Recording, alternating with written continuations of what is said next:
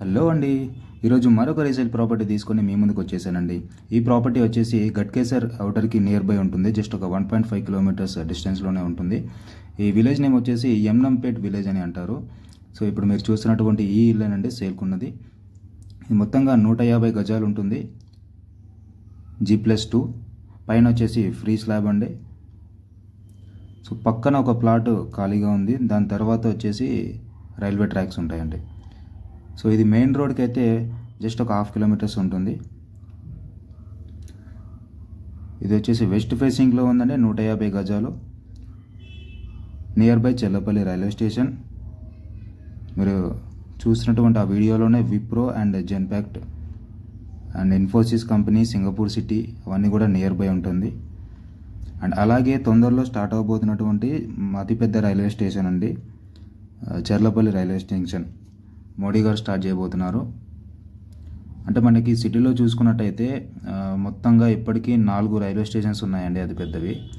Secunderabad, Kachiguda, Nampally and Lingampalli. So మరొక పెద్ద railway station 10 ప్లాట్ఫామ్లు కలిగినటువంటి ఒక రైల్వే స్టేషన్ అయితే అంటే చెర్లపల్లి. ఇది 2016లో వర్క్ స్టార్ట్ అయిందండి. సో ఇది కంప్లీట్ అవ్వచ్చింది. పిఎం మోడీ గారు వచ్చి స్టార్ట్ చేయబోతున్నారు. ఒకసారి ఆలోచించండి, కాచిగూడ, నాంపల్లి, లింగంపల్లి, సికింద్రాబాద్ ఒకప్పుడు ఇలాగే ఉండేది. ఇప్పుడు అక్కడ గజం ఎంత ఉందో మీరు ఆలోచించుకోవచ్చు.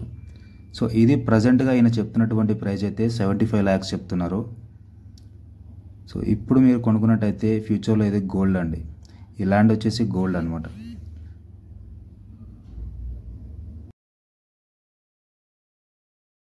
అండ్ అదే కాకుండా 112 రైళ్ళు రోజుకి ఇక్కడ నిలబడేటువంటి ఫెసిలిటీ అయితే ఉందండి.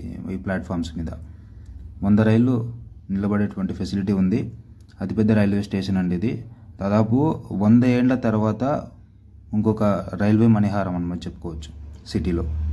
సో ఇది ఒకటి ఐదవదండి, 5వ మహా పెద్ద రైల్వే స్టేషను.